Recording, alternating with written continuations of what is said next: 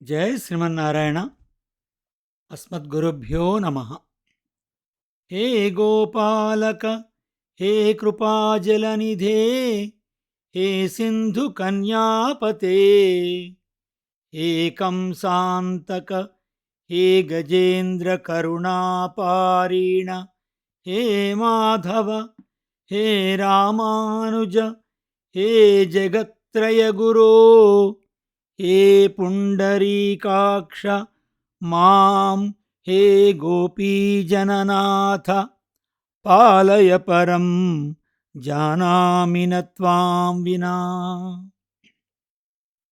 ఓ గోపాల, కరుణాసముద్ర, లక్ష్మీపతి, కంసారి, గజేంద్ర రక్షక, మాధవ, రామానుజ, జగన్నాథ, పుండరీకాక్ష, గోపీజనవల్లభ, రక్షించుము. నీవే తప్ప నితప్పరంబు నేను ఎరగను. Mukundamala 22nd prayer. భగవద్బంధులారా, శ్రీమద్ భాగవత తత్వదీపిక 8వ స్కంధం 4వ పాడ్కాస్ట్లో స్వాగతం. ఇంతవరకు గజేంద్ర మోక్షణం వృత్తాంతాన్ని చక్కగా సేవించాం. ఇప్పుడు క్షీరసాగర మథనం వృత్తాంతాన్ని మనం తెలుసుకుందాం. దుర్వాస మహర్షి ఇంద్రునకు ఒక పుష్పమాలికను వసంగినాడు. ఇంద్రుడు అహంకారముతో కనులకద్దుకొని శిరమును దాల్చక తన వాహనముకు ఐరావతముపై పడవేసినాడు. ఆ ఏనుగు తొండముతో క్రింద పడవేసి కాళ్లతో తొక్కివేసెను. ఇది మహాపచారం.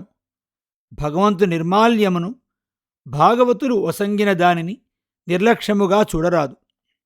ఆ భాగవతాపచారం వలన ఇంద్రుడు దుర్వాసుని శాపమునకు గురి అయ్యను. 3 లోకములు, ఇంద్రుడు కూడా శ్రీదేవిచే విడవబడిరి. యజ్ఞాది క్రియలు చేసినను ఐశ్వర్యం మరల కలగలేదు. రాక్షసులు దేవతలను యుద్ధములో ఎదిరించి చంపుచుండిరి. మరల శ్రీమంతులగుటకు, తేజశ్శాలురగుటకు ఏమి చేయవలనో తెలియక మహేంద్రుడు, వరుణుడు మొదలగు వారందరూ దేవతలతో కలిసి దేవసభకు వెళ్ళి బ్రహ్మకు విన్నవించిరి. ఇంద్రుడు మొదలగు దేవతలందరూ బలహీనులై మంగళరహితులై ఉండిరి. 3 లోకములు అమంగళముతో నిండినవాయెను. అప్పుడు బ్రహ్మ ఆలోచించి ఇట్లు చెప్పెను: నేను, రుద్రుడు, దేవతలు అందరము కూడా భగవాను యొక్క జ్ఞానశక్త్యాది గుణలేశములచే సృజించబడిన వారము. ఆ భగవానుడు లోకం యొక్క సృష్టి, స్థితి, లయములను చేయుటకు తానే రజసత్వ తమస్సులను గల మూర్తులను ధరించుచుండును. ఆ గుణములచే ఆయా కర్మలను ప్రవర్తింపచేయుచుండును. ఇప్పుడు అతడు జగద్రక్షణమునకు సిద్ధపడుచున్నాడు. కావున జగద్గురోగు అతనిని మనము రక్షించుటకు ఉపాయముగా స్వీకరింతం. శరణు పొందిన వానిని రక్షించుట అతని స్వభావము. ఇట్లు చెప్పి బ్రహ్మ దేవతలతో కలిసి తమస్సు కవతలనున్న అజితుడనడి భగవానుని స్థానమునకు చేరెను. దేవతలకు కూడా భగవానుడు కనపడడు. వేదములలో ఇట్టి వాడిని వినినారు కనుక ఆ వాక్యములందు విశ్వాసముంచి మనసును దృఢముగా నిలిపి అట్లు స్తోత్రము చేసిరి. హే దేవా, నీవు వికారరహితుడవు, సత్యస్వరూపుడవు, వరేణ్యుడవు, సకల జగత్ కారణమైన వాడవు. ప్రాణమనోబుద్ధులను, సకల ఆత్మలను ఒక్కసారి దర్శింపగలవాడవు. జాగ్రత్, స్వప్న, సుషుప్తులనడి అవస్థలు లేనివాడవు. శబ్దాది విషయములను, శ్రోత్రాదీంద్రియములను ప్రకాశింపచేయగలవాడవు. కర్మాయత్తమగు శరీరము లేనివాడవు. రాగద్వేషములు కల పురుషులకుండెడి ఈ అజ్ఞానము లేని పరిశుద్ధ జ్ఞానము కలవాడవు. సర్వత్రా వ్యాపించి ఉందువు. జ్ఞానశక్త్యాది గుణములు 6 కలవాడవు. అట్టి నిన్ను శరణముగా నమ్మియున్నాము.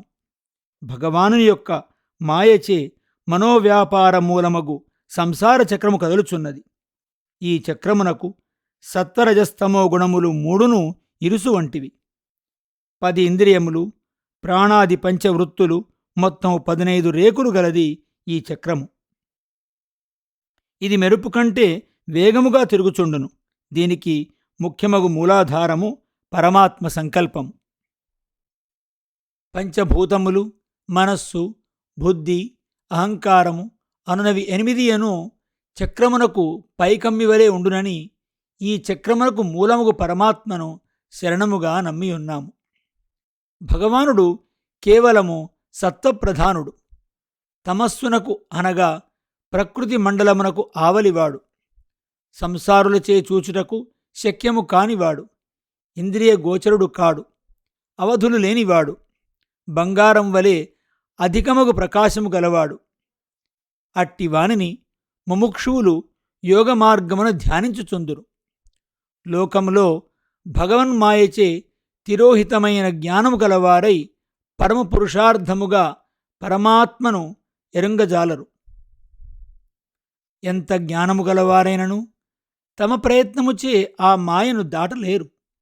బ్రహ్మాది దేవతలు, ఋషులు సత్వగుణము ప్రధానముగా ఆవిర్భవించిన వారైనను, జ్ఞానము కలవారైనను ఆ భగవానుని సూక్ష్మమైన గతిని ఎరుంగలేరు.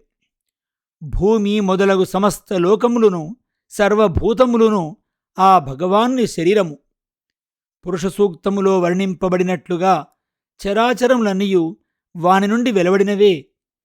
ఆ భగవానుని బలం వలన మహేంద్రుడు, అనుగ్రహం వలన దేవతలు, క్రోధం వలన రుద్రుడు, హర్షం వలన బ్రహ్మ, ఇంద్రియముల వలన ఛందస్సులు ఆవిర్భవించినవి. వాని వక్షస్థలము నుండి శ్రీ జన్మించినది. ఛాయచే పితృదేవతలు, స్తనముల నుండి ధర్మము, వీపు నుండి అధర్మము, శిరస్సు నుండి ఆకాశము ఆవిర్భవించినవి. బ్రాహ్మణాది వర్ణములు అతని అవయవములు. ఆ అవయవము నుండి ఆవిర్భవించినవే. ఈ విధముగా తన మాయచేతనే సకల లోకములను, సకల భావములను, సకల వాంగ్మయమును సృజించినాడు. దానినంతను తన శరీరముగా ధరించినాడు. ఒకనాడు వానన్నిటినీ ఉపసంహరించి స్వానందానుభవముచే పరిపూర్ణుడై ఉండువాడు. సత్వరజస్తమో గుణముల సంబంధము లేనివాడు అగు ఆ సర్వేశ్వరునకు నమస్కారము.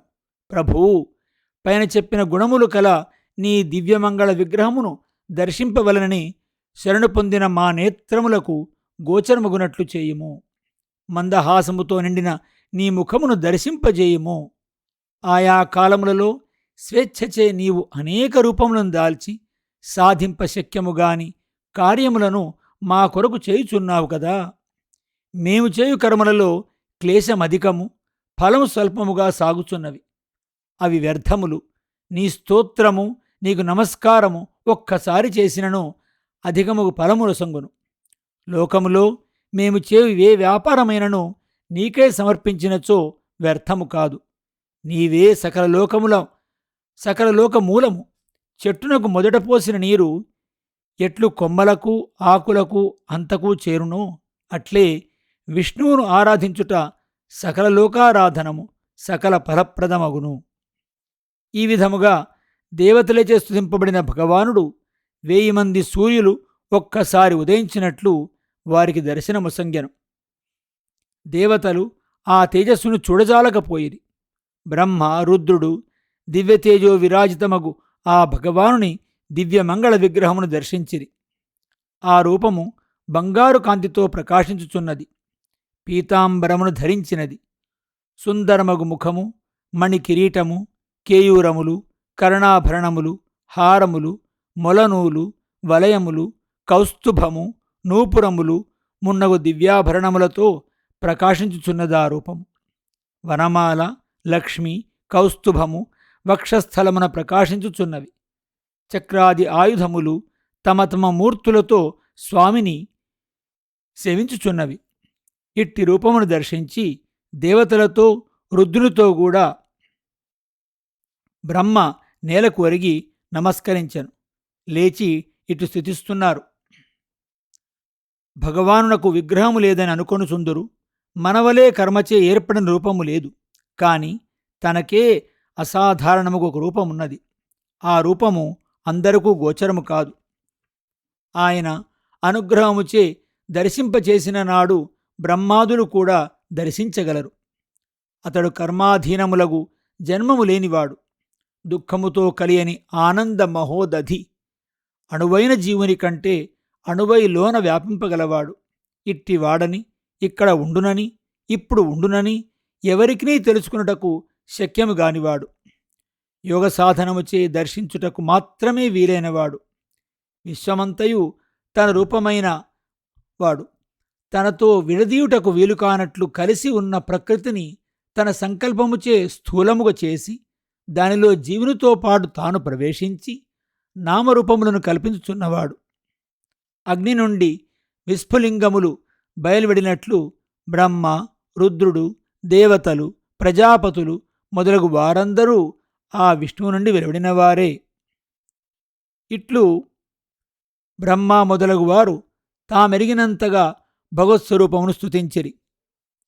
అప్పుడు భగవానుడు బ్రహ్మను, శంభుని ఉద్దేశించి ఈ విధంగా పలికెను: ఓ దేవతలారా, శ్రద్ధగా వినుడు. మీకు శ్రేయము కలుగును. రాక్షసులతో సంధి చేసుకొనుడు. సాధించవలసిన కార్యముననుసరించి ఒకప్పుడు శత్రువులతో కూడా సంధిని చేసుకునవలేను. ఒక పాము ఎలుకబుట్టలో పడి ఉన్నవి. అప్పుడు తెలివైన పాము తనకు ఆహారము కదా అని ఎలుకను ముందు తినదు. ఆ ఎలుక బుట్టకు కన్నము చేసి వెలుపలకు దారి ఏర్పరచుదాకా నిరీక్షించును. అప్పుడా ఎలుకను తిని పాము బయటకు పోవును. మీరు కూడా అట్లే సమయమునకు నిరీక్షింపుడు. యుద్ధములో చనిపోకుండా చేసుకునుటకు అమృతమును సంపాదించవలెను. పాలసముద్రమును మధించి అమృతమును పొందవలెను. మందరము కవ్వముగా, వాసుకి త్రాడుగా ఉండవలెను. బలముగల రాక్షసులు మదనమున ఎక్కువ కష్టపడి అమృతం వచ్చునట్లు చేయునప్పుడు ఆ సముద్రము నుండి విషం వచ్చును. విలువైన వస్తువులు వచ్చును. విషమును చూచి భయపడరాదు. విలువైన వస్తువులకు ఆశపడరాదు. రోషం ఎన్నడనూ రారాదు. ఇట్లు మీరు ప్రవర్తించినా మీకు శ్రేయము కలుగును. ఇట్లు చెప్పి పురుషోత్తముడు అంతర్ధానమాయను. ఆ తర్వాత మరి వాళ్ళు ఏం చేశారు అనేటువంటి విషయాన్ని మనము మరొక పాడ్కాస్ట్లో తెలుసుకుందాం.